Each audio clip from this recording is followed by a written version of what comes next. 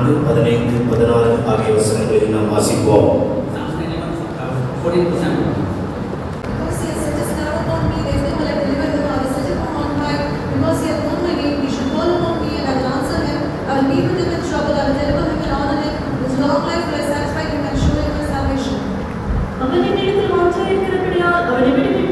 என் நாமத்தை அவன் அறிந்திருக்கிறபடியால் அவன் உயர்ந்த அடைக்கலத்திலே வைப்பேன். அவனை நோக்கி கூப்பிடுவான், நான் அவனுக்கு மறுபடியும் அருளி செய்வேன். ஆபத்தில் நானே அவனோடு இருந்து அவனை தப்புவித்து அவனை கனப்படுத்துவேன். நீடித்த நாட்களாய் அவனை திருப்தியாக்கி என் ரட்சிப்பை அவனுக்கு காண்பிப்பேன். கர்த்தருடைய பரிசுத்த நாமம் மகிமைப்படுவதாக. அவன் என்னிடத்தில் வாஞ்சியாய் இருக்கிறபடியால் நான் அவனை விடுவிப்பேன். நாம் கர்த்தரிடத்தில் வாஞ்சியுடையவர்களாய் காணப்பட வேண்டும். அந்த வாஞ்சி நம்மை அநேக காரியங்களிலிருந்து விடுவிக்கக்கூடியதாக இருக்கிறது. சில சந்தர்ப்பங்களில் நாம் பலவிதமான வியாதிகளில் சிக்கியிருக்கக்கூடும். சில சந்தர்ப்பங்களில் நாம் பலவிதமான பிசாசுடைய பிடியில நாம் சிக்கியிருக்கலாம். இவர்களிலிருந்து நாம் விடுதலை பெற்றுக் கொள்ள வேண்டும் என்றால் நாம் தேவனிடத்தில் வாஞ்சியுடையவர்களாய் இருக்க வேண்டும் என்று வாசிக்கிறோம். தேவன் நம்மை விடுவிக்க வேண்டும் என்றால் நம்முடைய வாஞ்சை முழுவதும் ஆண்டவரிடத்தில் இருக்க வேண்டும். சங்கீதம் 42, 1, 2 ஆகிய வசனங்களை வாசிக்கும் பொழுது மானானது நீரோடைகளை வாஞ்சித்து கதறுமா போல தேவனே உன்னுடைய சந்நிதியில் வந்து சேரும்படியாக என்னுடைய இருதயம் வாஞ்சித்து கதறுகிறது என்று சங்கீதக்காரன் சொல்கிறார்.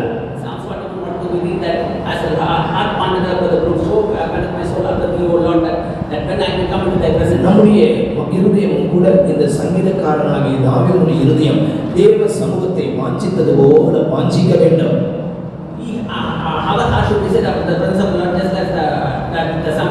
தேவ சமூகம் நமக்கு ஆசீர்வாதத்தை கொடுக்கக்கூடிய இடம்.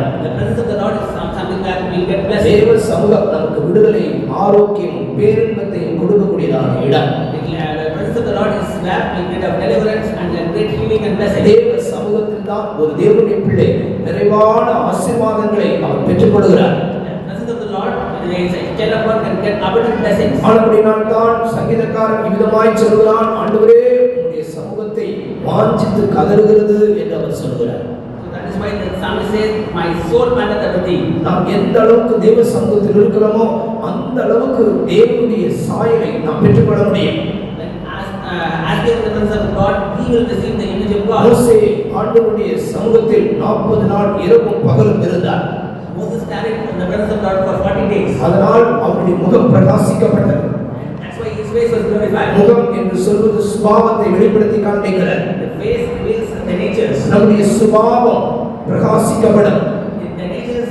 நம்முடைய சுபாவம் இயேசுவை போல மாறக்கூடியதாக மாறும். அதனால்தான் நாம் தேவ சமூகத்தை அதிகமாக வாஞ்சித்து கதறக்கூடியவர்களாய் காணப்பட வேண்டும். அப்படி தேவ சமூகத்தை வாஞ்சிக்கிறவர்கள் அவர்கள் நல்ல பங்கை தெரிந்து கொள்கிறார்கள். மரியாள் தேவனுடைய பாதபடியை தெரிந்து கொண்டாள். அவளை குறித்து ஆண்டவர் சொல்லும் பொழுது தன்னை விட்டு எடுவதான நல்ல பங்கை அவள் தெரிந்து கொண்டாள் என்று ஆண்டவர் சொல்கிறார். நாம் தேவ சமூகத்தில் இருக்க இருக்க நம்மோடு போராடுகிற வல்லமையிலிருந்து நாம் விடுதலை பெற்றுக் கொள்ள முடியும்.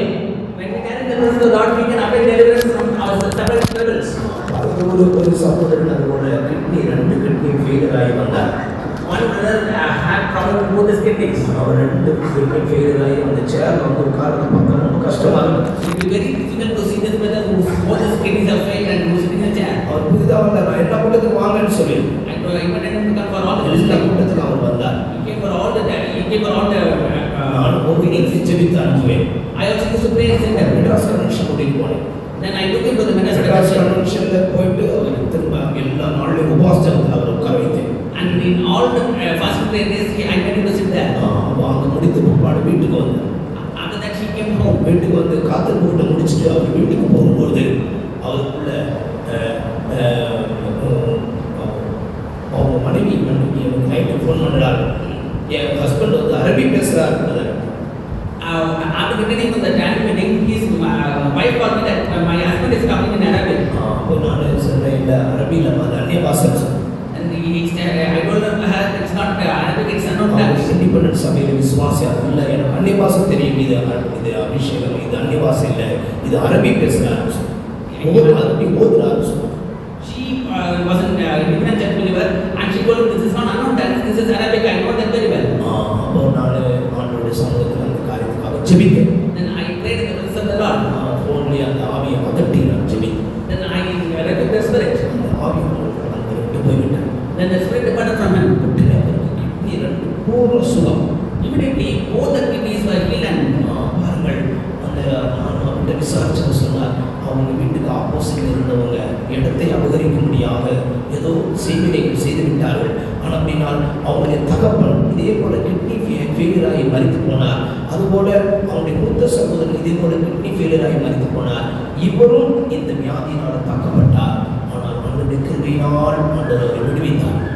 it seems their neighbors with some evil intentions and came some witchcraft for his father and for his brother and also for him, and all their kidneys are failed like that. தேவ சமூகத்தில் தொடர்ந்து இருக்கும் பொழுது அங்கே ஒரு விடுதலையை நாம் அனுபவிக்க முடியும். But when we tarry continuously in the presence of the Lord, we cannot in a deliverance. தேவ சமூகம் நமக்கு ஒரு ஆசீர்வாதமாக இருக்கிறார். The presence of the Lord will be a blessing for us.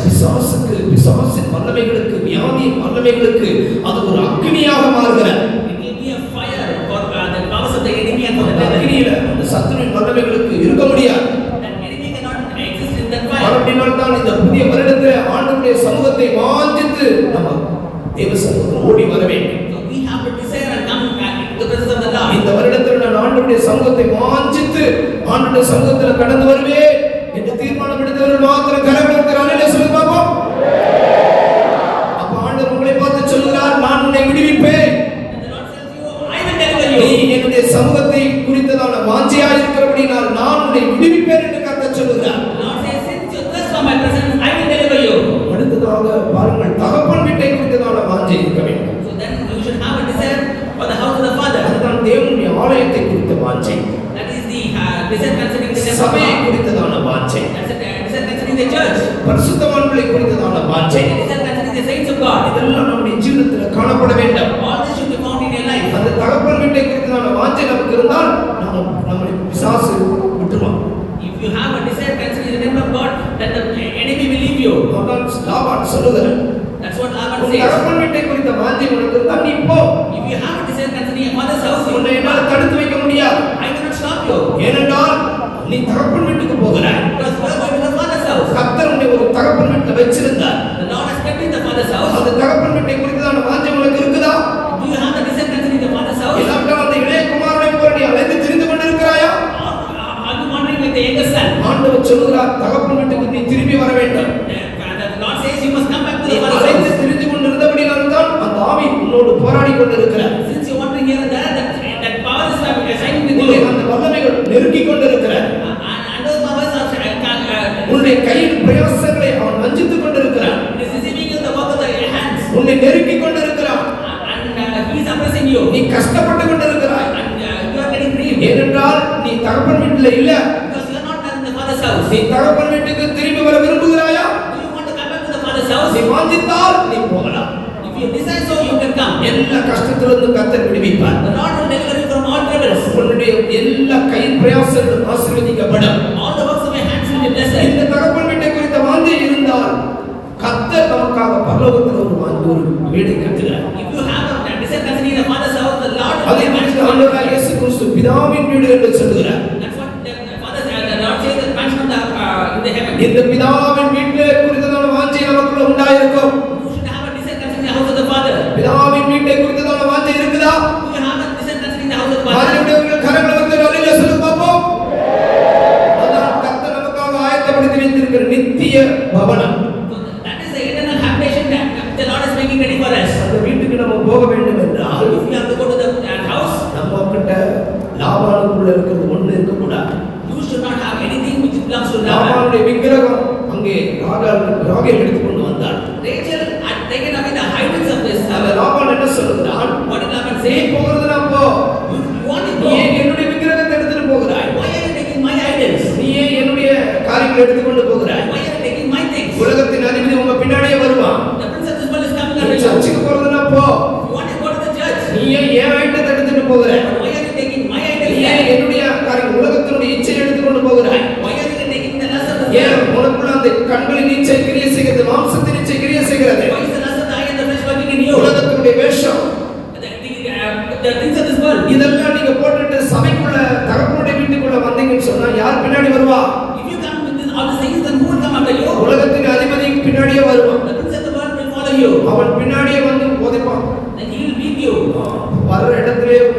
பிரச்சனை வரும்.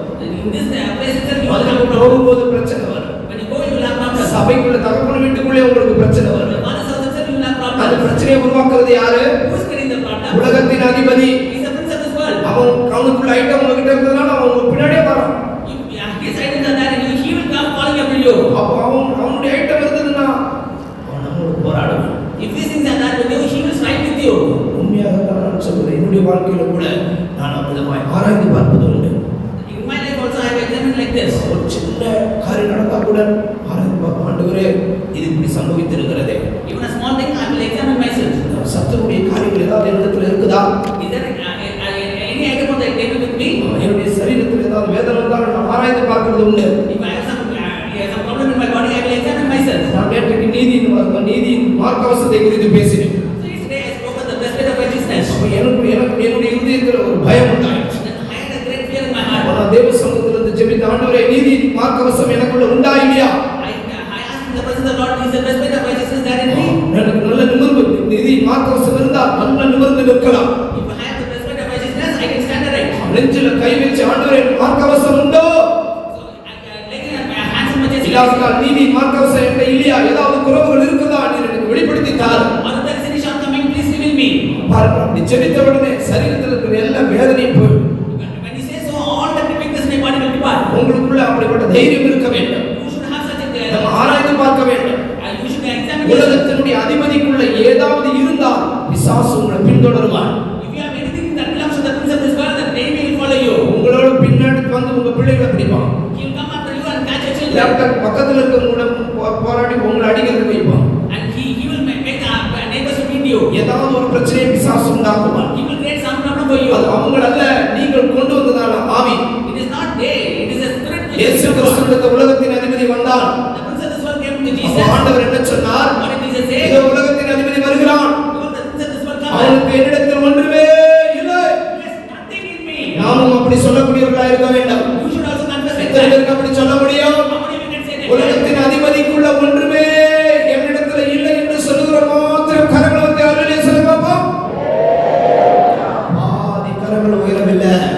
Many hands are not lifting up. காரணம் உலகத்தின் அதிபதிக்குள்ள ஐட்டம் இருக்கிறது. Because some item of the prince of this world is there in you. உங்களை பின்தொடர்ந்து வருவான். And he is following you. உங்களுக்கு தீமை செய்யும்படியாக, He may harm you. உங்களுடைய ஆசீர்வாதத்தை கெடுக்கும்படியாக, And he may take away your blessings. தகப்பன் வீட்டுக்கு போக முடியாதபடி, And you will not go to the father's பரலோக house. ராஜ்யத்தை சுதந்திரித்துக் கொள்ள முடியாதபடி And you will not enter in the அவன் kingdom of heaven. போராடிக் கொண்டே இருப்பான். He is fighting with you.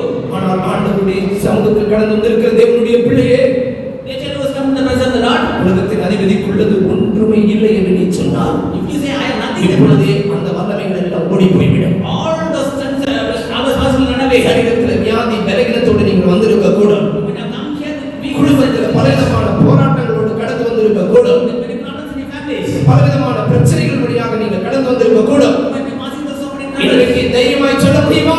And his confess boldly. உலகத்தின் அதிபதிக்குள்ளது எனக்கு வேண்டாம் ஆண்டவரே. I don't require anything. நான் விட்டு விடுகிறேன். I am living there. உலகத்தினுடைய சிற்றின்பம் எனக்கு வேண்டாம். I don't need the pressures of this world. உலகத்தினுடைய பாவம் எனக்கு வேண்டாம். I don't need the pressures of this world. உலகத்தினுடைய ஆடம்பரம் எனக்கு வேண்டாம். The passions of this world. உலகத்தினுடைய வேஷம் எனக்கு வேண்டாம். If தேவ பிள்ளையை நீ விதமாய் அறிக்கை செய்தால் you confess so, இன்றைக்கு கர்த்தர் உன்னை பார்த்து சொல்லுகிறார், the Lord says to you, அவன் என்னிடத்தில் வாஞ்சியா இருக்கிறபடியினால் since you have decided, நான் உன்னை விடுவிப்பேன். I will deliver you. தேவ சமூகத்தில் தீர்மானம் எடுக்க விரும்புகிறவர்கள் கரங்களை உயர்த்திக் கொள்ளுங்கள். ஆமென். கர்த்தர் உங்களுடைய கரங்களை பார்க்கிறார். The Lord is in your நான் வாஞ்சிக்கிறேன் ஆண்டவரே. What do I desire? உலகத்தின் அதிபதிக்கு நான் என் பிசாசுக்குரியது ஒன்றும் எனக்கு வேண்டாம். I don't require anything that belongs to the நான் அதை world. தூக்கி போட்டு விடுகிறேன். I will throw them off. இந்த உலகத்தினுடைய வேஷம் எனக்கு வேண்டாம். I don't require the என்னை இந்த பிரச்சனையிலிருந்து விடுவியா? Lord, Lord, deliver me from this problem. ஆண்டவரே உலகத்தினுடைய ஆடம்பரம் எனக்கு வேண்டாம். Lord, I don't need the passions of this world. ஆண்டவரே என்னை இந்த வியாதியிலிருந்து சுகமாக்க விடுவியா? Oh Lord, deliver me from the sickness. ஆண்டவரே இந்த உலகத்தினுடைய சிற்றின்பங்களின் பாவங்கள் எனக்கு வேண்டாம். I don't need the passions of the sins of this world. ஓ நீர் என்னுடைய குடும்பத்தை பாதுகாக்க வேண்டும். Oh Lord, the sins of my family. இந்த பிரச்சனையிலிருந்து என்னை விடுவிக்க வேண்டும். Deliver me from this problem. இந்த சோதனையிலிருந்து என்னை தப்புவிக்க வேண்டும் ஆண்டவரே. Deliver me, Lord. ஓ நான் உமக்கு சாட்சியாய் ஜீவிப்பேன். I want to live as a testimony for you. நான் உன் மீது வாஞ்சியாய் இருப்பேன். I have my love on me. ஓ ரபக்கத்து ரபக்கடமணி கர்ஷனக்கட ரபக்கத்துடானியா. ஓ உயர்த்தப்பட்ட கரங்களை பார்த்து கர்த்தர் சொல்கிறார், நான் உன்னை விடுவிப்பேன்.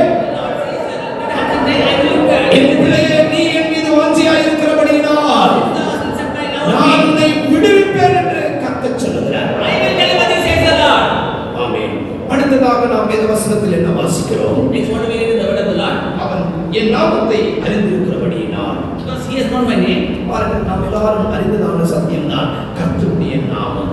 So we all know this, that we know the name of the Lord. கர்த்தருடைய நாமத்தை நாம் அறிந்திருக்கிறோம். We know the name of the Lord. ஆனால் சிலர் அந்த நாமத்தை பிரயோஜனப்படுத்துவதில்லை. But some don't utilize the name of the Lord. கர்த்தருடைய நாமத்தை குறித்ததான வல்லமை அவர்களால் அறிந்து கொள்ள முடியாதவர்களாக இருக்கிறார்கள். They don't know the power that is there in his name. கர்த்தருடைய நாமத்தை நாம் நம்முடைய ஜீவிதத்தில் அறிந்திருக்கிற தேவனுடைய பிள்ளைகள் பிரயோஜனப்படுத்த வேண்டும். Those who know the name of the Lord should utilize the name of the Lord. அவன் என்னுடைய நாமத்தை அறிந்திருக்கிறபடினால் Since thou hast known my name, நான் அவனை உயர்ந்த அடைக்கலத்தில் வைப்பேன். I will set him on high. அவருடைய நாமம் பலத்த Thurugam. So his name is a very great high tower. நீதிமொழிகள் 18ஆம் அதிகாரம் 10ஆம் வசனத்தில் வாசிக்கும் பொழுது I was saying that அவருடைய நாமத்தை குறித்து சொல்லியிருக்கிறது பல காரியங்கள் சொல்லியிருக்கிறார். many things are known about his name. அவருடைய நாமம் ஊற்றுண்ட தைலம். So it is a very அவருடைய great நாமம் பலத்த Thurugam. It's a great tower. எல்லாவற்றையும் தியானிக்க முடியாது. So they can't meditate on everything. பாருங்கள், கர்த்தருடைய நாமம் அது பலத்த Thurugam. So it is a very strong tower. இந்த துருகம் என்று சொன்னால் என்னது? What is a tower? பாருங்கள், ஒரு துருகம் என்று சொல்வது சத்துரு நம்மை துரத்திக்கொண்டே வருகிறார் என்று வைத்துக் கொள்ளுங்கள். The enemy is pursuing you.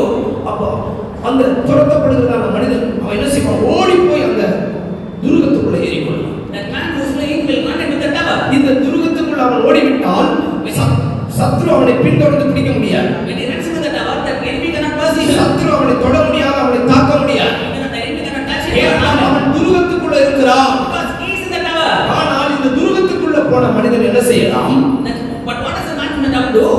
அவன் தன்னை பின்தொடர்ந்து வந்த சத்துருவை தாக்கலாம். He can smite the enemy who is pursuing him. சத்துருவை எளிதாக அவன் தாக்கலாம். Easily he can strike the enemy. பாருங்கள், இதுதான் கர்த்தருடைய நாமம் நமக்கு கொடுக்கிறதான பாதுகாப்பு. That is the protection which you can see in the name of the Lord. கர்த்தருடைய நாமம் உங்களை பின்தொடர்ந்து வருகிற சத்துருவின் வல்லமைகளை விரட்டிவிடும். So the name of the Lord will drive away all the powers of the enemy. கர்த்தருடைய நாமம் உங்களை பாதுகாக்கும். And the name of the Lord will preserve you. சத்துரு தொடாதபடி அது உங்களை வளைந்து பாதுகாக்கக்கூடியதா இருக்கிறது. It's a direction that the enemy may not touch அது you. மாத்திரமல்ல, கர்த்தருடைய நாமத்தினால் நீங்கள் சத்துருவை எதிர்க்கலாம். By his name you can oppose the enemy. சத்துருவை நீங்கள் அழிக்கலாம். You can destroy the enemy. சத்துருவின் வல்லமைகளை கர்த்தருடைய நாமத்தினால் நீங்கள் விரட்டலாம். And you can drive away his powers. அதுதான் ஆண்டவருடைய நாமம். That is the name of the அது Lord. பலத்த Thurugam. It's a very strong tower. உள்ள எல்லாரும் ஓட முடியாது.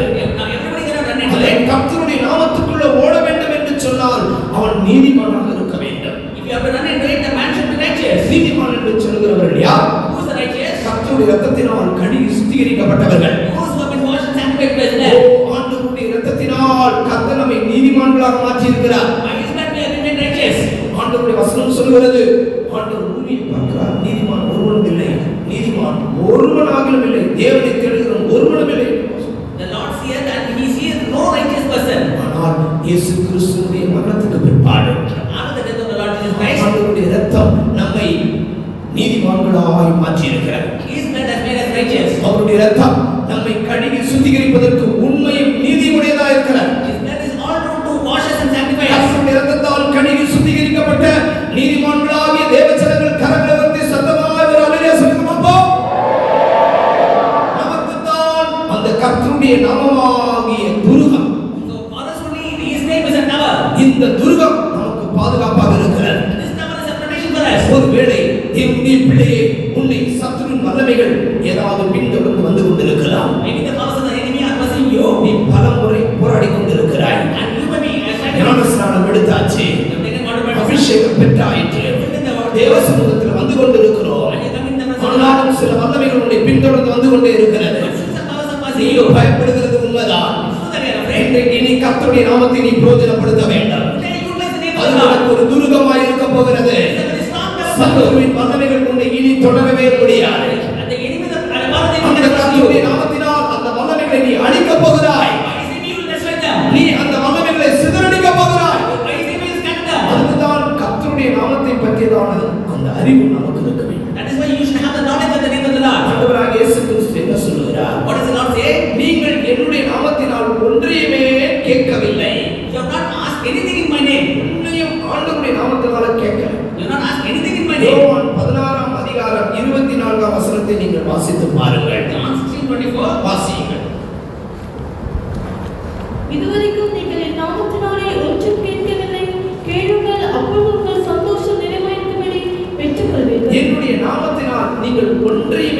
கேட்கவில்லை.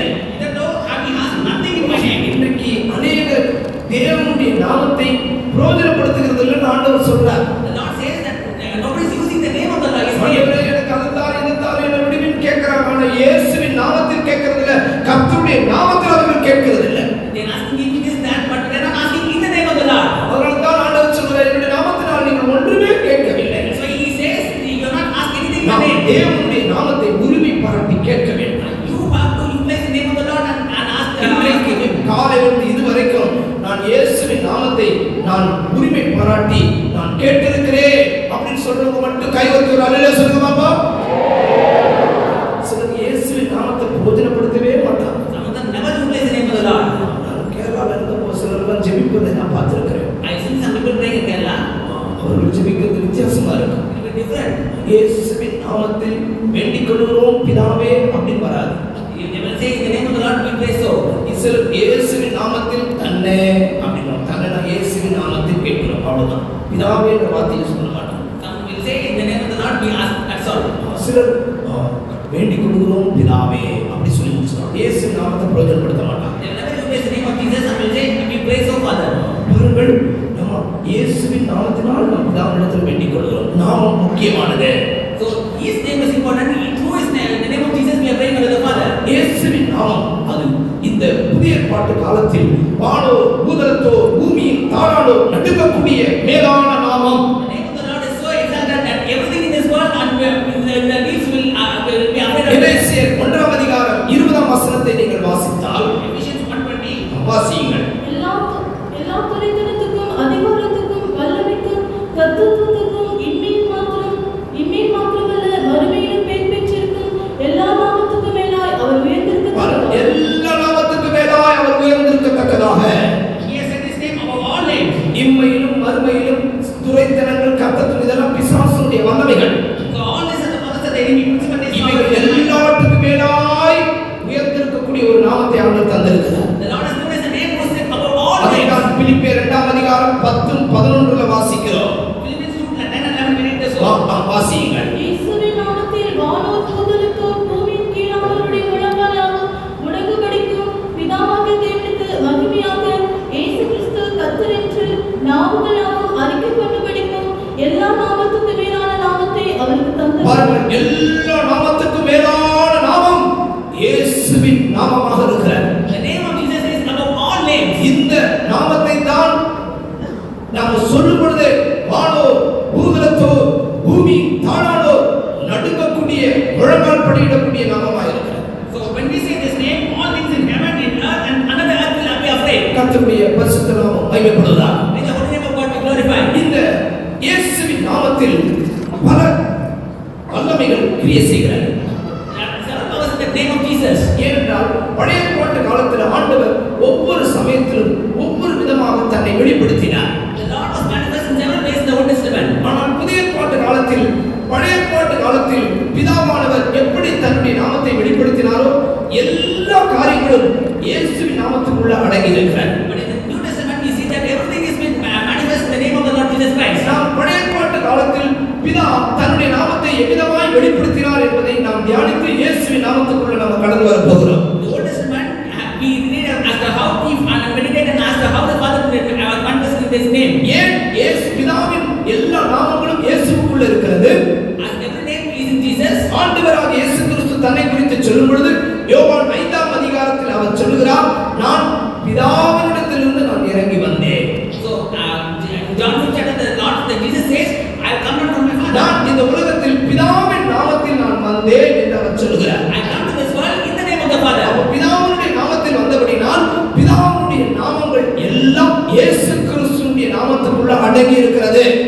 I come in the name, he is come in the name of the Father. Every name is contained in His name. இப்போ பிதா தன்னை பழைய ஏற்பாட்டு காலத்தில் எவ்விதமாக அவர் வெளிப்படுத்தி காண்பித்தார். How was the Father manifest in the Old Testament period? பழைய ஏற்பாட்டு காலத்தில் ஆபிரகாம், ஈசாக்கு, யாக்கோபு என்கிற நம்முடைய முற்பிதாக்களுடைய காலத்தில் ஆண்டவர் தன்னை சர்வ வல்லமையுள்ள தேவனாக அவர் வெளிப்படுத்தி காண்பித்தார். The Father showed Himself as our Lord Almighty in the days of our forefathers, namely Abraham, Jacob. அதுக்கு முன்பாக அதுக்கு பின்பாக மோசேயுடைய காலத்துக்கு முன்பாக வரைக்கும் ஆண்டவர் தன்னை வெளிப்படுத்தி காண்பித்தது சர்வ வல்லமையுள்ள தேவனாக. So till the days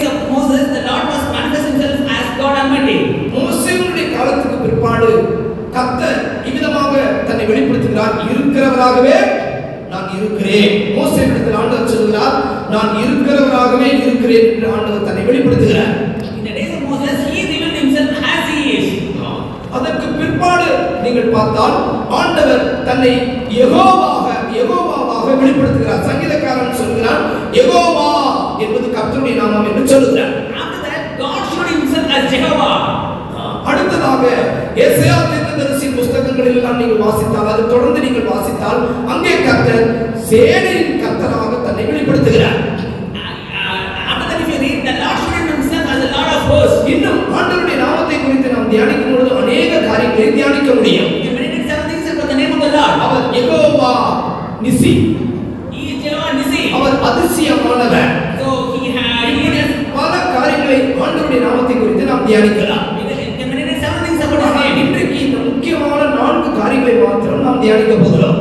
Today we are going to meditate on 4 things. அவர் சர்வ வல்லமையுள்ள தேவனாக ஆபிரகாம், ஈசாக்கு, யாக்கோபு என்பவர்களுக்கு வெளிப்படுத்தி காண்பித்தார். He revealed himself as God Almighty and to Abraham, Isaac and Jacob. 6ஆம் அதிகாரம் 2ஆம் வசனத்தை நாம் வாசிக்கும் பொழுது Exodus 6:2. ஆண்டவர் என்ன சொல்கிறார்? வாசிங்கள். மேலும் தேவன் மோசேயை நோக்கி, நான் யெகோவா, நான் யெகோவா, சர்வ வல்லமையுள்ள தேவன் என்னும் நாமத்தினால் நான் ஆபிரகாமுக்கும் ஈசாக்குக்கும் யாக்கோபுக்கும் தரிசனமானேன். ஆனாலும் யெகோவா என்னும் என் நாமத்தினால் நான் அவர்களுக்கு அறியப்படவில்லை என்று அங்கே சொல்கிறார். By the name Jehovah, I was not known. அவருக்கு எப்படி ஆண்டவர் அறியப்பட்டார்? How was he known? சர்வ வல்லமையுள்ள தேவன். God Almighty. அதைத்தான் நாம் ஆதியாகமம் 17ஆம் அதிகாரம் 1ஆம் வசனத்தில் வாசிக்கும் பொழுது That's what we read in Genesis 7 chapter. அங்கே ஆபிரகாமிடத்தில் ஆண்டவர் சொல்கிறார், He says to Abraham, நீ நான் சர்வ வல்லமையுள்ள தேவன், I'm God Almighty. ஆனபடியால் நீ எனக்கு முன்பாக நடந்து கொண்டு எப்படி இரு? உத்தமனாயிரு. So walk as loving before me. வாசியுங்கள். கர்த்தர் ஆபிரகாமுக்கு தரிசனமாகி, நான் சர்வ வல்லமையுள்ள தேவன், நீ எனக்கு முன்பாக நடந்து கொண்டு உத்தமனாயிரு. சர்வ வல்லமையுள்ள தேவனாக இருக்கிற தேவனுக்கு முன்பாக உத்தமனாயிரு. Be thou perfect before God Almighty. சர்வ வல்லமையுள்ள தேவனாக நம்முடைய ஜீவிதத்தில் தேவனை நாம் அனுபவிக்க வேண்டும் என்றால் உத்தமனாய் இருக்க வேண்டாம். If we have to enjoy God as God Almighty, we have to be perfect. ஏன் கர்த்தர் ஆபிரகாமிடத்தில் அப்படி சொல்லுகிறார்? Why did he say so to Abraham? அவருடைய உத்தமத்தில் சின்ன ஒரு குறைவு வந்து விட்டார். There was a small shortcoming in his life. ஆண்டவர் சொன்னார், சாராளிடத்தில் உனக்கு வாக்குத்தத்த சந்ததியை தருவேன். So he said that I to understand I will give thee. ஆனால் சந்ததி கிடைக்கவே இல்லை. But he never obtained his inheritance. ஆபிரகாமுடைய மனைவியாகிய சாராளுக்கு ஒரு அவிசுவாசம் உண்டாயிற்று. His wife Sarah had அவள் சொன்னார், நான் வயசாகி போச்சு, இனிமேல் எனக்கு குழந்தை பிறக்காது, அதனால என்னுடைய அடிமை பெண்ணாகிய ஆகாரத்தில் அவளை திருமணம் செய்து கொள்ளுங்கள், அங்கிருந்து உங்களுக்கு ஒரு சந்ததி உண்டாகும். So Sarah told she is old and so he requested Abraham to know his உடனே அவன் அவளை விவாகம் பண்ணுகிறான். அவளுக்கு ஒரு பிள்ளை பிறக்கிறான், அவன்தான் இஸ்மவேல். immediately he married her and the son was born and he is Ismail. இப்ப பாருங்கள், ஆண்டவர் அதுக்கு பிற்பாடு, இந்த சம்பவம் நடந்த பிற்பாடு ஆண்டவர் ஆபிரகாமை கூப்பிடுகிறார். After that God called Abraham. ஆபிரகாமே, நான் சர்வ வல்லமையுள்ள தேவன், I am God Almighty. நான் மரித்த கர்ப்பத்தையும் உயிருள்ளவராய் மாற்றக்கூடிய தேவன், I can quicken the dead womb. கல்லுகளிலிருந்து நான் பிள்ளைகளை உருவாக்குகிற தேவன், I can raise children out of stones. உன்னுடைய சந்ததியை நான் கடலத்தனையாய் என்னால் பெருக வைக்க முடியும். And I will make a generation to multiply. உன்னுடைய சரீரம், சாராளுடைய சரீரம் செத்து போனாலும் என்னால் அதுல ஜீவன் உண்டாக்க முடியும். Even if your flesh of Sarah be dead, ஏனென்றால் நான் சர்வ வல்லமையுள்ள தேவன், because I am God Almighty. என்னால முடியாதது ஒன்றுமே இல்லை. There is nothing impossible for me. சர்வ வல்லமை என்று சொன்னால் அதுக்கு மேற்பட்ட ஒரு வல்லமையே இல்லை. There is no power above God Almighty. மற்ற எல்லா வல்லமைகளும் இந்த வல்லமைக்கு கீழத்தான் இருக்கும். Every other power is subjected to it. சர்வ வல்லமை என்று சொன்னால் எல்லாவற்றின் மீதும் அதிகாரம், So it means that there is power over everything else. எல்லாவற்றின் மீதும் ஆளுகை. It means that dominion over everything else. அதைத்தான் கர்த்தர் ஆபிரகாமிடத்தில் சொன்னார். That's what he spoke to நான் Abraham. சர்வ வல்லமையுள்ள தேவன், I am God Almighty. ஓ நீ எனக்கு முன்பாக நடந்து கொண்டு உத்தமனாயிரு. You walk over before me and be perfect. ஏன் உன்னுடைய ஆசீர்வாதங்கள் இப்படி நஷ்டப்பட்டு போகிறது? Why is your blessing நீ உத்தமனாயிரு. Because நான் சர்வ வல்லமையுள்ள தேவன் என்பதை நீ விசுவாசி. you have to believe that I am God Almighty. அப்படி விசுவாசிக்கும் பொழுது கர்த்தருடைய வல்லமை உனக்குள்ள கிரியை செய்யும். When you believe so, the power of the Lord will work in you. செத்த சரீரத்தை கர்த்தர் ஜீவனுள்ளவராய் மாற்றுவார். And the Lord will quicken your mortal. அவர் உயிர்ப்பிக்கிற தேவன். He is the one who can quicken you. you? விசுவாசிக்கிறீங்களா? Do you believe so? அதே உயிர்ப்பிக்கிற வல்லமை, அந்த சர்வ வல்லமை உங்களுடைய சரீரத்திலும் அது கிரியை செய்யும். The same quickening power of the Almighty God can work in your உங்களுடைய body. வாழ்க்கையிலும் அது கிரியை செய்யும். And it will work in your world. நீ உத்தமனாயிரு. Be the perfect. எனக்கு முன்பாக நடந்து கொண்டு நீ உத்தமனாயிரு. அப்பொழுது நான் உனக்கு சர்வ வல்லமையுள்ள தேவனாக இருப்பேன். Walk for me and be perfect, and I will be God Almighty unto நம்முடைய thee. உத்தமத்தை நாம் இழந்து போனால் தேவனை நாம் சர்வ வல்லமையுள்ளவராக அனுபவிக்க முடியாது. If we are not of loss of perfection, then we cannot enter in my God Almighty. யாரும் ஜெபிக்கிறார்கள். Some are praying, ஆனால் அவர்களுடைய ஜீவிதத்தில் உத்தமம் இல்லை. but there is no perfection in their life. அப்படினால் தேவனுடைய வல்லமை அவர்களால் அனுபவிக்க முடிகிறது இல்லை. That is why they are not able to enjoy the power of the Lord. இன்றைக்கு கர்த்தருடைய ஆவியானவர் உன்னோடு இடப்பட்டுக் கொண்டிருக்கிறார். That the Lord is speaking to you. நான் சர்வ வல்லமையுள்ள தேவன். I am God Almighty. நீ என்னை குறித்து அவிசுவாசப்பட்டுக் கொண்டிருக்கிறாய். You are not having this நீ belief. எனக்கு முன்பாக நடந்து கொண்டு உத்தமனாயிரு. Walk up before me and be perfect. அப்பொழுது நான் உனக்கு சர்வ வல்லமையுள்ள தேவனாக நான் வெளிப்படுவேன். Then I will show myself as God Almighty. நான் உன்னை பதுகி பெருக செய்வேன். I will cause you to multiply. கர்த்தர் ஆபிரகாமுக்கு அவிதமாக வாக்கு கொடுக்கிறார். That is what he ஈசாக்குக்கும் யாக்கோபுக்கும் கர்த்தர் சர்வ வல்லமையுள்ள தேவனாக வாக்கு கொடுக்கிறார். and God was God Almighty and Isaac and Jacob. நம்முடைய ஆண்டவராக இயேசு கிறிஸ்து கூட பாருங்கள் அவருக்குள்ள இந்த சர்வ வல்லமை கிரியை செய்தது. So you know the Lord Jesus said here the Almighty power worked in him. இதுதான் சொன்னேன், பிதாவுடைய எல்லா விதமான வல்லமையும் அவருடைய நாமத்தில் இருக்கிற வல்லமையும் இயேசுவின் நாமத்துக்குள்ள இருக்கிறார். So all the powers in the Father's name worked in Jesus. இயேசு கிறிஸ்து ஒரு முறை சீஷர்களோடு அவர் கடல்ல பிரயாணம் பண்ணினார். Once Jesus was traveling along with his disciples, கடலில் போய் கொண்டிருக்கும் பொழுது திடீரென்று காற்றும் கடலும் விரோதமாக வந்தன. there was great tempest in the when he காற்று ஒரு பக்கம் படகு அடிக்கிறது. so the tempest was blowing against கடல் him ஒரு பக்கம் கொந்தளித்துக் கொண்டிருக்கிறது. and the sea was raging. மத்தேயு 8ஆம் அதிகாரம் 27ஆம் வசனத்துல நாம் அதை வாசிக்க முடியும். Matthew 8:27 we read that. இங்கே ஆண்டவராக இயேசு கிறிஸ்து நித்திரையாக இருந்தார் என்று வாசிக்கிறோம். But Jesus was sleeping peacefully. சீஷர்கள் வந்து எழுப்புகிறார்கள். The disciples woke him up. ஐயரே நாம் மடிந்து போகிறோம். Oh, Master, we are perishing. இயேசு எழுப்பினார். Then the Lord got up காற்றையும் கடலையும் அதட்டினார். and he rebuked the sea and the wind. காற்றின் மீது அவருக்கு அதிகாரம் இருக்கிறது. And he had power over the wind. காற்றுக்கு ஒரு வல்லமை இருக்கிறது, பவர் இருக்கிறது. The wind has a power. பாருங்கள் இன்றைக்கு காற்றை கொண்டு electricity உண்டாக்குகிறார். So through the wind they create electricity. ஏன் அவர்கள் காற்றினால மின்சாரத்தை தயாரிக்கிறார்கள்? How they able to generate electricity over wind? ஏனென்றால் இந்த காற்றுக்கு ஒரு பவர் இருக்கிறது, வல்லமை இருக்கிறது. Because this wind has a strength and power. இனி ஒரு 10 வருஷத்துல பாத்தீங்கன்னா எல்லாமே எலக்ட்ரிக்கல் வண்டியா மாறிடும். So in a period of 10 years, then all these vehicles will become electrical vehicles. பாருங்க அப்போ எல்லாமே எலக்ட்ரிசிட்டியில ஓடக்கூடிய வாகனமாக மாறும். So everything will become of electricity. இந்த எலக்ட்ரிசிட்டி எப்படி உருவாக்குகிறார்கள்? How do they create this electricity? தமிழ்நாட்டில் நீங்கள் முப்பந்தல் என்கிற இடத்துல போனால் And in Tamil Nadu, you go to this place, பெரிய பெரிய ஃபேன் சுத்திட்டே இருக்கும். there will be great இது fans. மூலமாகத்தான் எலக்ட்ரிசிட்டியை உருவாக்குகிறார்கள். That is how they generate electricity. இதுல காற்றின் மூலமாய் அவர்கள் ஒரு பவர் உருவாக்குகிறார்கள். Through the wind they are creating power. அதுதான் எலக்ட்ரிசிட்டி. That is electricity. அதுபோல காற்றுக்கு ஒரு வல்லமை இருக்கிறது. Wind has a power. அந்த வல்லமையை ஆண்டவர் கீழ்ப்படுத்துகிறார், அதட்டுகிறார். So he is revealing that power. அப்படின்னா காற்றினுடைய வல்லமையை காட்டிலும் ஆண்டவருடைய நாமத்துக்கு வல்லமை இருக்கிறது.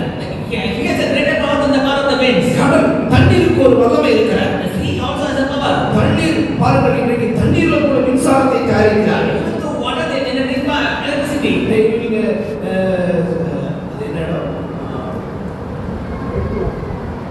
கோதையார் டேம் கோதையார் பக்கம் போனீங்கன்னா கோதையார்ல போனீங்கன்னா அவங்க எலக்ட்ரிசிட்டி தண்ணீர்ல தயாரிக்கிறாங்க தமிழ்நாட்டுல.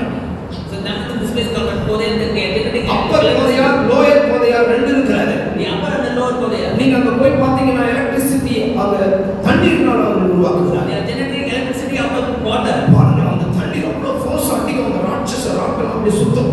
So the great turbines will அது சுத்துறதுனால எலக்ட்ரிசிட்டி ப்ரொடியூஸ் ஆகுது. and because they want it தண்ணீருக்கு ஒரு வல்லமை உண்டு. the water has a power. தண்ணீருடைய வல்லமை ஆண்டவர் அதட்டுகிறார், கொந்தளிக்கிறது. கர்த்தர் தண்ணீரை அந்த கடலை அதட்டுகிறார்.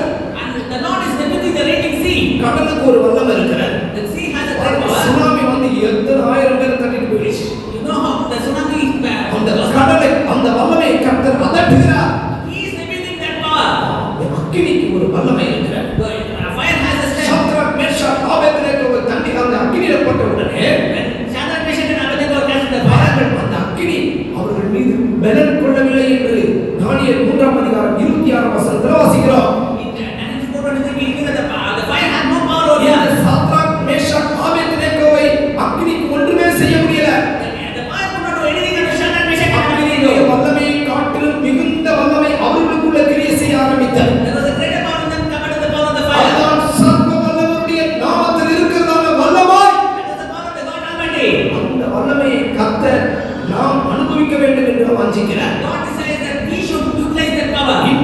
தேவனுடைய பிள்ளையே, காற்றாகிய கடலாகிய சோதனைகள் போராட்டங்கள் உன்னுடைய வாழ்க்கையில போராடி கொண்டிருக்கக்கூடும். Friends and temptations may come to you as a sea and the wind. வெள்ளங்களை போல நிலநிற்க முடியாதபடி அந்த சோதனையை நீ தத்தளித்துக் கொண்டிருக்கலாம். You might be very much perplexed in the floods. காற்றினால் அடிபட்டு அலைகிறதான அந்த படகை போல உன்னுடைய வாழ்க்கை அங்கும் இங்குமாக அலைந்து போய் கொண்டிருக்கலாம். Your life may also be like a boat which is tossed about in the wind. அக்கினியினால் நெருப்பினால் ஒவ்வொரு நாளும் வேதனையில கஷ்டத்துல கடிகிறது போல அக்கினி சோதனை வழியாக நீ கடந்து போய் கொண்டிருக்கக்கூடும். You might be passing through the fire and the furnace. இன்றைக்கு சர்வவல்லமையுள்ள தேவன் அவருடைய நாமம் உன்னுடைய வாழ்க்கையில கிரியை செய்ய போகிறார்.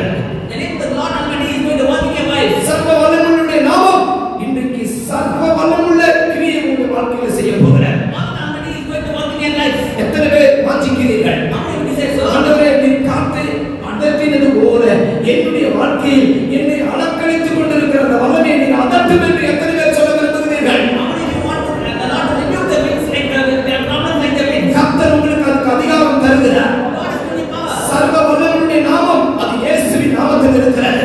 The name of the God Almighty is in Jesus. அந்த இயேசுவின் நாமத்தை நீங்கள் பிரயோஜனப்படுத்துங்கள்.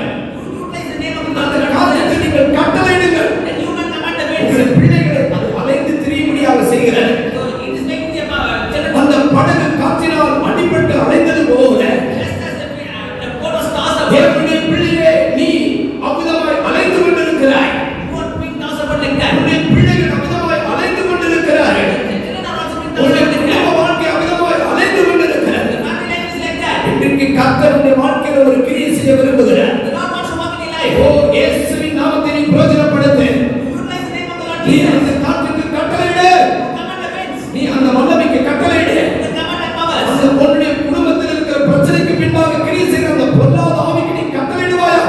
The command that evil spirit which is working in your family. இயேசு அந்த காற்றை அதட்டினார். And the Lord rebuked the winds. அப்படின்னு சொன்னதுக்கு பின்னாடி ஒரு பொல்லாத ஆவி கிரியை செய்கிறது. It means that there's a great evil spirit working against you. கடலை கர்த்தர் அதட்டுகிறார்.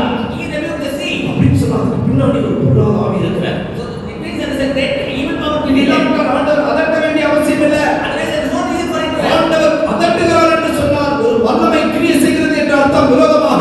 If he is rebuking it, it means there's a power behind it. இன்றைக்கு கூட உனக்கு விரோதமாக அந்த வல்லமை கிரியை செய்து கொண்டிருக்கிறது. And the power is working against you. நீ இயேசுவின் நாமத்தினால் அந்த வல்லமை அதட்ட வேண்டும். In the name of Jesus, you என்னை விசுவாசிக்கிறவன் நான் செய்த கிரியைகளையும் செய்வான். who believes on me, he இதை should do பார்க்கிலும் பெரிய கிரியைகளையும் அவன் செய்வான். he should do mighty works than தேவனுடைய me. பிள்ளையே, நீ அதை விசுவாசிக்கிறாயா? You believe so? விசுவாசித்தால் உன்னுடைய குடும்பத்துக்கு விரோதமாய் போராடுகிற அந்த வல்லமையை நீ அதட்டுவாயாக. You believe so? You change the power of உன்னுடைய God. பிள்ளைக்கு கர்த்தர் அதிகாரம் கொடுத்திருக்கிறார். God has given you the உன்னுடைய power. பிள்ளைகளுடைய வாழ்க்கையை அலைந்து திரியும்படியாக செய்கிற அந்த அசுத்த வல்லமையை நீ அதட்டுவாயாக. Rebuke the evil spirit which is making it, which is causing the children to O, be like உன்னுடைய குடும்ப வாழ்க்கைக்கு விரோதமாய் கொந்தளித்துக் கொண்டிருக்கிற அந்த கடலை நீ அதட்டு. you rebuke the raging sea that is fighting against your family. அதுதான் இயேசுவின் நாமம். That is the name of Lord Jesus. நாமத்தை அறிகிறதான அறிவை கர்த்தர் உனக்கு தந்திருக்கிறார். He has given you the knowledge of the இதுவரைக்கும் நீ அந்த வல்லமையை நீ அதட்டவில்லை. இதுவரைக்கும் நீ இயேசுவின் நாமத்தை நீ பிரயோஜனப்படுத்தவில்லை. அந்த நாமம் சர்வ வல்லமையுள்ள நாமம். நான் சர்வ வல்லமையுள்ள தேவன். தேவனுடைய பிள்ளையை நீ சத்துருவின் வல்லமைகளை கண்டு நீ பயப்பட வேண்டியதில்லை. இயேசுவின் நாமம் உனக்கு துருகமாய் இருக்கிறது. நீதிமானாகி நீ அதுக்குள்ள ஓடி சுகமாய் இருக்கலாம். ஓ, நீ அந்த சத்துருவின் வல்லமையை எதிர்த்து நிற்க முடியும். இன்றைக்கு நீ கட்டளையிட அந்த வல்லமைகள் உன்னை விட்டு போகும். ஒருவேளை அக்கினி வழியாக நீ கடந்து போகக்கூடும். அந்த சோதனைகளை பார்த்து நீ சொல்லுவாயாக, இயேசுவின் நாமத்தில் நீ போ என்று சொல்லு.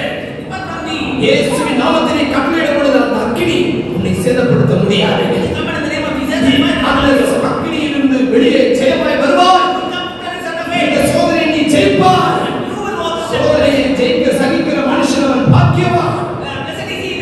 அவன் உத்தமன் என்று வருகிற பின்பே தேவனால் தனக்கு நியமிக்கப்பட்ட அந்த கிரீடத்தை ஜீவ கிரீடத்தை அவன் பெறுவான்.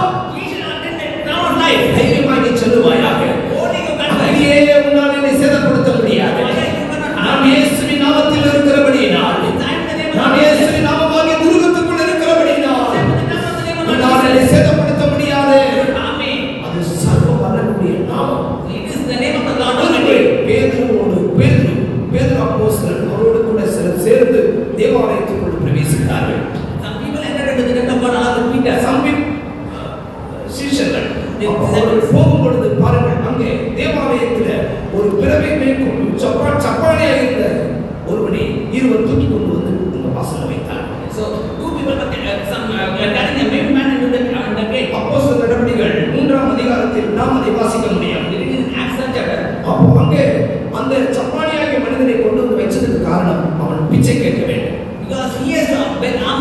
வர்றவங்க போறவங்க எல்லாம் பிச்சை கேட்டுக் கொண்டிருந்தார். Poor come here to ask for the help. அப்போஸ்தலனாகிய பேதுரு போகிறார். Apostle Peter goes. அவனை பார்க்கிறார். He sees him.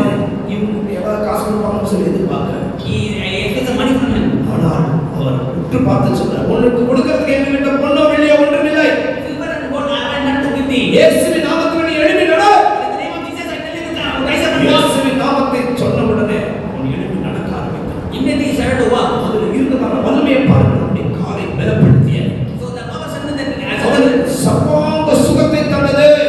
yeah, he gave him a deliverance. அதைத்தான் அந்த அதிகாரத்தினுடைய 16ஆம் வசனத்தில் வாசிக்கிறோம். That's what we read in the 16th verse. வாசியுங்கள். உங்களுக்கு அப்போஸ்தலர் நடவடிக்கைகள் 3ஆம் அதிகாரம் 16ஆம் வசனத்தை வாசிக்கிறோம். Acts 3:16. அவருடைய நாமத்தை பற்றி விசுவாசத்தினாலே அவருடைய நாமமே நீங்கள் பார்த்து அறிந்திருக்கிற இவனை பலப்படுத்தினது. நீங்கள் பார்த்து அறிந்திருக்கிற இவனை பலப்படுத்தினது அவருடைய நாமம். So his name has made him strong. அவரால் உண்டாக்கிய விசுவாசமே உங்கள் எல்லாருக்கும் முன்பாக இந்த சர்வாங்க சுகத்தை இவனுக்கு கொடுத்தது. இவனுக்கு சர்வாங்க சுகத்தை கொடுத்தது அவருடைய நாமம். And his name has given him இவனை பலப்படுத்தினது அந்த நாமம். his name strengthened him. இயேசுவின் நாமம் அவனை பலப்படுத்தியது.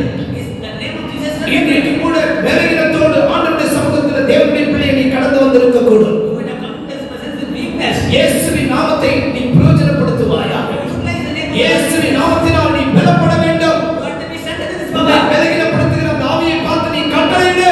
You command and spirit. இயேசுவின் நாமத்தில் அந்த வல்லமை உன்னை விட்டு ஓடிப்போம். Then those powers will depart from you. சர்வாங்க சுகத்தை ஆண்டவர் தருகிறார். And the Lord give him great soundness. பாருங்கள், நம்ம மாதிரி கூட செகண்ட் பாஸ் எப்பவும் சொல்லுவார், ஒரு நாளைக்கு நீ எப்பெல்லாம் உன் சரீரத்தில் வியாதி இருக்கிறத நீ ஃபீல் பண்றியோ அப்பெல்லாம் இயேசு நாமத்தில் போன்னு சொல்லு அப்படின்னு அவர் பொறுமையாக சொன்னார். இயேசு நாமத்தில் போன்னு சொல்லு அப்படின்னு சொன்னார். Example pastor used to say that whenever you are sickness, when you are sick, you depart in the name of Jesus. இயேசு நாமத்தில் சொல்லு அப்படின்னு சொல்லுவார். You tell in the name of Jesus I command you to depart. Sugar வியாதி 10 தடவை உன் சரீரத்தில் இருக்கிறதாக நீ ஃபீல் பண்ண 10 தடவை சொல்லு, இயேசு நாமத்தில் போன்னு சொல்லு. If you feel that you have diabetes in your body 10 times you command it to depart. சொல்ல சொல்ல அந்த வல்லமை உன்னை விட்டு போகும். When you say so, you will depart. நீங்க கேட்டிருக்கீங்களா? அவர் சொன்னதை கேட்டிருக்கீங்களா? Have you heard him say so? கேட்டவங்க உங்களை கை வைத்துங்க பார்ப்போம். சரி, கேட்டவங்க கை வைத்துனா அதை அனுபவமாக்குனவங்க மட்டும் கை வைத்துங்க பார்ப்போம். நான் அதை அனுபவமாக்கி இருக்கிறேன். நான் வரைக்கும் அப்படி செஞ்சதில்லை. I have made that my N experience. சரீரத்தில் கூட சில விலகினங்கள் இருந்தேன். I had some big yes. எப்பெல்லாம் அந்த சிம்டத்தை நான் சரீரத்தில் பார்க்கறேனோ அப்பெல்லாம் இயேசு நாமத்தில் போன்னு சொல்லுவேன். Whenever I feel those symptoms, I tell them to depart. சிலதெல்லாம் உடனே போயிடும். எனக்கே ஆச்சரியமா இருக்கும். என்னடா இது நம்ம சொன்ன உடனே என்ன போயிடுச்சு. When I come into the name of Jesus, it immediately depart. சிலதெல்லாம் பார்த்தீங்கன்னா 2-3 நாள் போராடிட்டு இருக்கு. Some will try to be for 2-3 days. சிலருக்காக ஜெபிக்கும் பொழுது கை வச்சு ஜெபிக்கும் பொழுது அந்த வல்லமைகள் என்ன தாக்குறதை நான் உணர்ந்திருக்கேன். But I used to pray for some people that the powers will start striking me. அது ஒரு நாள் அப்படி சிலதெல்லாம் உடனே போய்விடும். Some will சிலருக்கு 2 நாள் எடுக்கும். some will take 2 days. சிலதெல்லாம் ஒரு வாரம் கூட இருந்து போராடி கொண்டிருக்கும். Some even 1 week.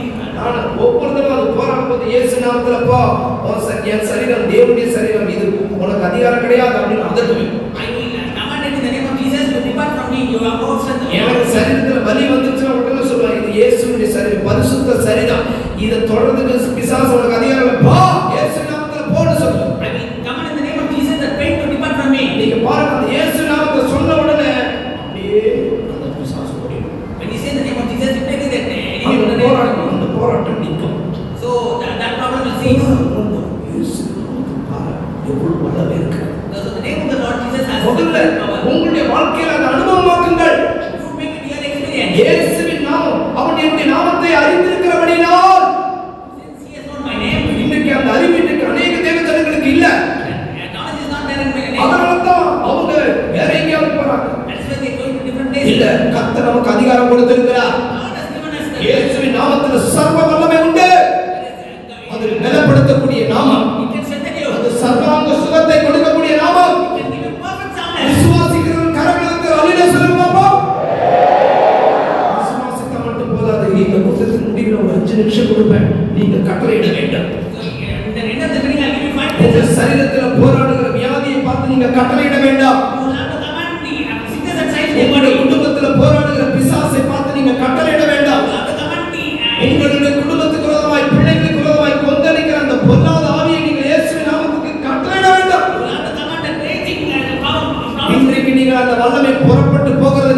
போகிறீர்கள். See that power will உங்களை come. பின்தொடர்ந்து வருகிற அந்த வல்லமையை நீங்கள் அதட்டுங்கள். இயேசுவின் நாமத்தில் அதட்டுங்கள். Rebuke those powers in the name of Lord Jesus. பரிசுத்த பவுல் அவரோடு கூட உள்ளவர்களும் ஒரு ஊழியம் செய்யும்படியாக போகும்போது அவர்களை பின்தொடர்ந்து ஒரு அசுத்தாவை குறி சொல்லுகிற ஆவியுடைய ஒரு பெண் பின்னாடி வந்துட்டே இருந்தா அப்போஸ்தலர் நடவடிக்கைகள் 16ஆம் அதிகாரத்தில் நாம் வாசிக்க முடியும். அவர் வந்து என்ன சொல்லுகிறார்? இவர்கள் ஜீவனுள்ள தேவனுடைய தாசர்கள், ஜீவ வழி ஜீவ மார்க்கத்தை நமக்கு போதிக்கிறார்கள் அப்படின்னு சொல்லிக்கிட்டே இருந்தார். பவுல் டென்ஷன் திரும்பி பார்த்து இயேசுவின் நாமத்தில் அவளை விட்டு போ அப்படின்னு சொல்லி அவளை விட்டு ஓடி போயிடுச்சு. அந்த ஆவி அவளை விட்டு ஓடி விட்டார். பாருங்கள், உங்களுக்கு தலைவேதனையா சில வல்லமைகள் போராடிட்டே இருக்கும். நீங்க வேலை செய்யற இடத்துல உட்கார்ந்து சிலர் உங்களுக்கு விரோதமா போராடிக்கிட்டு இருப்பாங்க. சில ஆவிகள் உங்களுக்கு விரோதமா கிரியை செய்யும். உங்க சொந்தக்காரங்கள சிலர் கிரியை செய்வாங்க உங்களுக்கு விரோதமாய். பயப்படாதீங்க, பவுலை போல இயேசு நாமத்திலே கட்டளையிடு. அது சர்வ வல்லமையுள்ள நாமம். இதுதான் ஆண்டவர் ஆபிரகாமுக்கும் ஈசாக்குக்கும் சர்வ வல்லமையுள்ளவராக வெளிப்படுத்தினார். அடுத்ததாக நாம் வாசிக்கிறோம், அவர் இருக்கிறவராகவே இருக்கிறேன் என்று வெளிப்படுத்துகிறார். யெகோவா என்று அவர் தன்னை வெளிப்படுத்துகிறார். அது அங்க மோசேவுக்கு ஆண்டவர் சொல்றார், நான் இருக்கிறவராகவே இருக்கிறேன். யெகோவா என்று சொல்லிவிட்டு இருக்கிறவராகவே இருக்கிறேன் என்று அங்க சொல்கிறார். இருக்கிறவராகவே இருக்கிறேன் என்றால் என்ன அர்த்தம்? நான் உங்க அப்பா காலத்துல உங்க பாட்டன் கூட்டன் காலத்துல எல்லாம் எப்படி இருந்தனோ அப்பதான் அப்படியே தான் எப்படி இருக்கிறேன், இப்பவும் இருக்கிறேன்.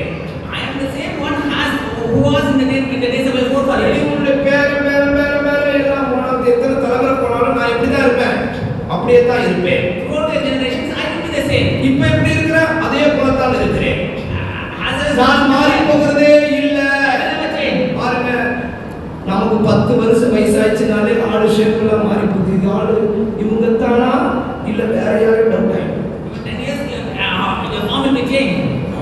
10 வயசுல பார்த்த ஆளு 8 வயசுல பார்த்த ஆளுக்கு என்ன இப்ப கண்டுபிடிக்க முடியல, யாருன்னு யாருன்னே தெரியல. எட்டு வயசுல என்ன பார்த்தாங்க, என்னோட சண்டை கிளாஸ் படிச்சிருந்தாங்க பக்கத்துல. இப்ப ஐடென்டிஃபை பண்ண முடியல. ஷேப் மாறி போச்சு. இன்னும் 10 வருஷம் பார்த்தீங்கன்னா கழிச்சு பார்த்தீங்கன்னா இந்த ஷேப் என்ன செஞ்சிடும், மொத்தம் மாறி. இன்னொரு 20 வருஷம் பார்த்தீங்கன்னா ஆள் அட்ரஸே தெரியாது. இயேசு கிறிஸ்து அப்படி அல்ல. அவர் நேற்றும் இன்றும் என்றும் மாறாதவர். அன்னைக்கு எப்படி இருந்தாரோ இன்னைக்கு அப்படியே தான் இருக்கிறார். நாளைக்கு அப்படித்தான் இருப்பார். நித்தியத்திலும் அப்படித்தான் இருப்பார். சீயோனிலும் அப்படியே தான் இருப்பார்.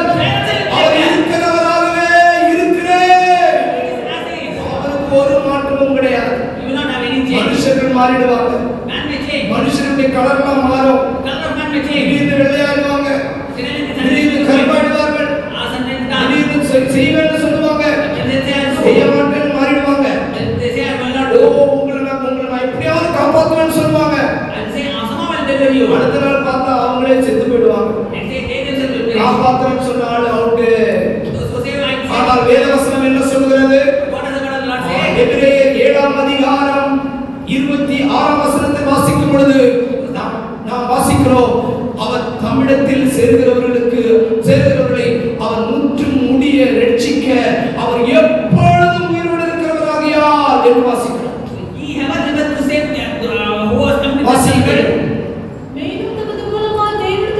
தமது மூலமாய் தேவனிடத்தில் சேர்கிறவர்களுக்காக அவர் எப்பொழுதும் உயிரோடு இருக்கிறவர். ஆண்டவர் சொல்கிறார், நான் இருக்கிறவராகவே இருக்கிறேன். எப்பொழுதும் உயிரோடு இருக்கிறார். ஆனபடியினால் அந்த வசனம் சொல்கிறது, நம்மை முற்றும் முடிய ரட்சிக்க வல்லவராய் இருக்கிறார். விசுவாசமுடையவர்கள் கரங்களால் அல்லேலூயா சொல்லுவோம். அவர் எப்பொழுதும் உயிரோடு இருக்கிறவர். அவர் மாறாதவர். மனிதர்கள் மாறி போவார்கள். ஆனபடியினால் தேவனுடைய பிள்ளையே, நாசியில் சுவாசமுடைய மனிதனை நம்புவதை விட்டுவிடுங்கள்.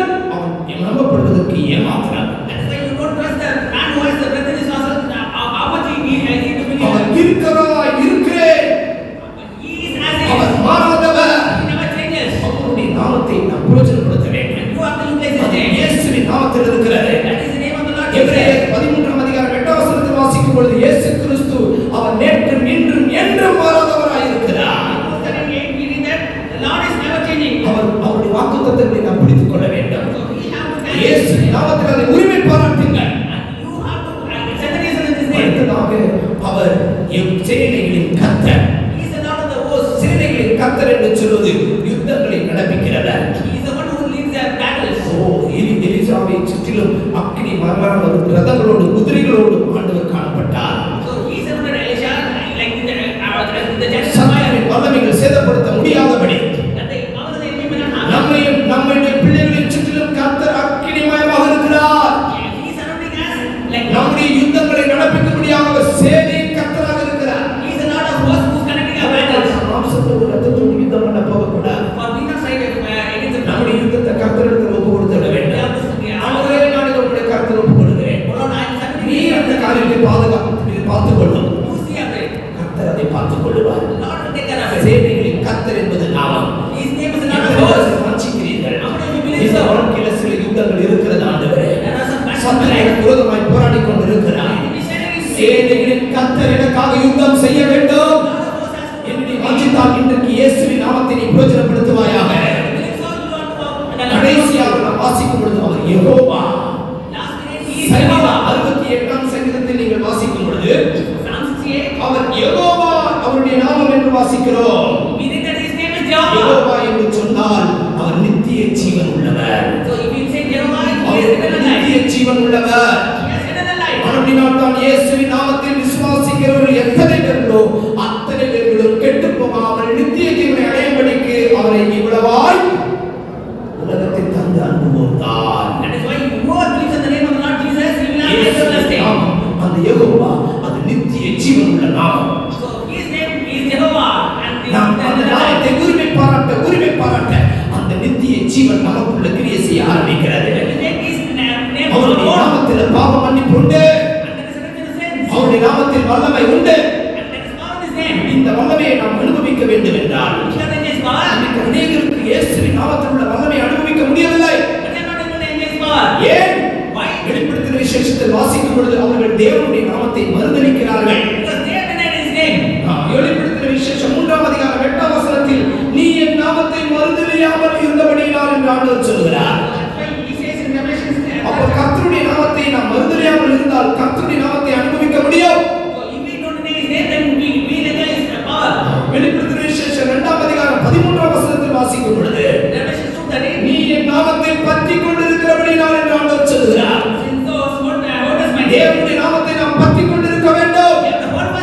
சாத்தான் நம்மை மேற்கொள்ள முடியாது. நீ என் நாமத்தை நிமித்தம் பிரயாசப்பட்டபடியினால் என்று ஆண்டவர் சொல்கிறார். வெளிப்படுத்தின விசேஷம் 2ஆம் அதிகாரம் 3ஆம் வசனத்தில் நீ என்னுடைய நாமத்தை நிமித்தம் பிரயாசப்பட்டபடியினால் நாம் கர்த்தருடைய நாமத்தினால் பிரயாசப்பட வேண்டும். அப்பொழுது பாருங்கள் இயேசுவின் நாமம் உங்களுக்குள்ள வல்லமையாய் கிரியை செய்யும். அந்த நாமம் உங்களை உயர்ந்த அடைக்கலத்தில் கொண்டு போய் வைக்கும்.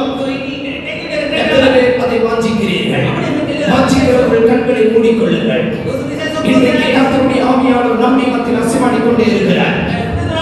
இவ்வளவு நேரம் நாம் ஆண்டவருடைய சத்திய வசனங்களை கேட்டுக்கொண்டே இருந்தோம். முற்பிதாக்களுடைய காலத்தில் கர்த்தர் சர்வ வல்லமையுள்ளவராய் வெளிப்பட்டார். அவர் இருக்கிறவராகவே அவர் வெளிப்பட்டார். சேனைகளின் கர்த்தராக அவர் வெளிப்பட்டார். நித்திய ஜீவனுள்ள யெகோவாக வெளிப்பட்டார். முழுவதும் அந்த வல்லமைகள் முழுவதும் இயேசுவின் நாமத்தில் கொடுக்கப்பட்டிருக்கிறார். எல்லா நாமத்துக்கும் மேலான நாமம். பூமியின் தாழானோர் நடுங்கக்கூடிய நாமம். அந்த நாமத்தை பிரயோஜனப்படுத்த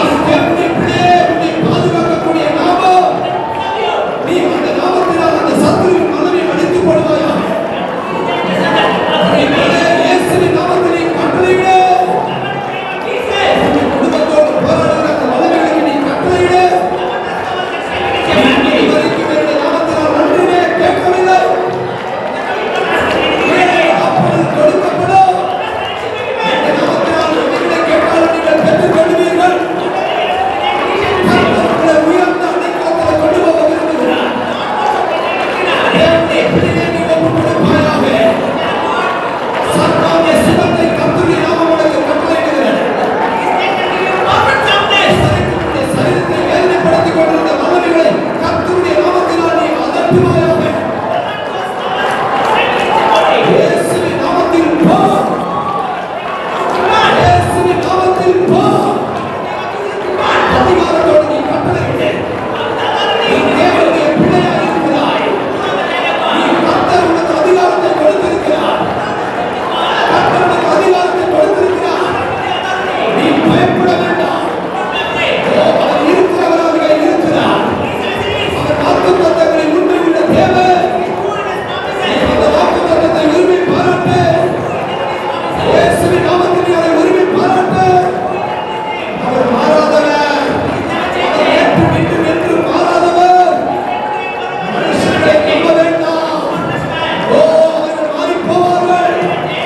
அவரோ என்றென்றைக்கும் உயிரோடு இருக்கிறார். உன்னை பற்றி முடிய ரட்சிக்க வல்லமையுள்ளவராய் இருக்கிறார். கர்த்தர் இன்று முதற்கொண்டு சேனையின் கர்த்தராய் உனக்கு உதவி செய்ய வருகிறார். நீ பயப்பட வேண்டியதில்லை. உன்னை பின்தொடர்ந்து வருகிற சத்துருவை கண்டு நீ பயப்பட வேண்டாம். இயேசுவின் நாமமாகிய அந்த கர்த்தருடைய நாமத்துக்குள்ள நீ கடந்து போ. அந்த யுத்தம் கர்த்தருடையதாய் மாறுகிறது. உன்னுடைய யுத்தத்தை சேனைகளின் அதிபதியாகிய கர்த்தர் செய்கிறார். இந்த யுத்தம் உன்னுடையது அல்ல. இது கர்த்தருடைய யுத்தமாய் மாறுகிறது. அவர் சேனைகளின் அதிபதி. சேனைகளின் அதிபதி என்பது கர்த்தருடைய நாமம். அந்த நாமத்தினால் நீ ஜெயம் பெற்றுக் கொள்ளுவாய். கர்த்தர் உனக்கு ஆதரவாய் இருக்கிறார். பயப்பட வேண்டாம். உன்னை சுற்றிலும் கர்த்தர் அக்கினி மதிலாக இருக்கிறார். உன்னோடு இருக்கும் அவர்களோடு இருக்கிறவர்கள் முன்னோடு இருக்கிறவர்கள் அதிகமானவர். நீ அதை ஆண்டவருடைய நாமத்தினால் விசுவாசிப்பாயாக. கர்த்தர் உனக்கு நித்திய ஜீவனை கட்டளையிட்டிருக்கிறார். நீ அவருடைய நாமத்தை உரிமை பாராட்டிக்கொள். ஆண்டவரே, நான் உம்முடைய நாமத்தை விசுவாசிக்கிறேன். எனக்குள்ள அந்த நித்திய ஜீவனை தாரும்.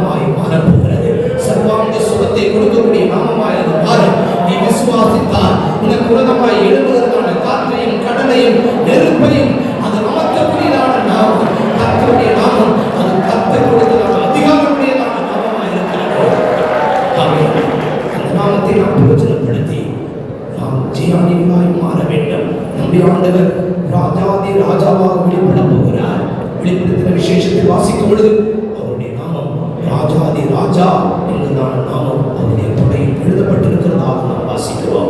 நாமும் கூட இயேசுவின் நாமத்தினால் சகல வல்லமைகளையும் கீழ்ப்படுத்தி ராஜாதி ராஜாவாகி நம்முடைய ஆண்டவரோடு கூட ஜெயங்கொண்டான் பிள்ளையாய் மாறப்போகிறோம். அதற்காகத்தான் கர்த்தர் நமக்கு அவருடைய நாமத்தை குறித்ததான அறிவை நமக்கு வெளிப்படுத்தி கொடுத்திருக்கிறார். அந்த நாமத்தினால் எல்லாவற்றையும் மேற்கொண்டு ஜெயிக்க கர்த்தர் நமக்கு உதவி செய்யும்படியாய் ஸ்தோத்திரிப்போம்.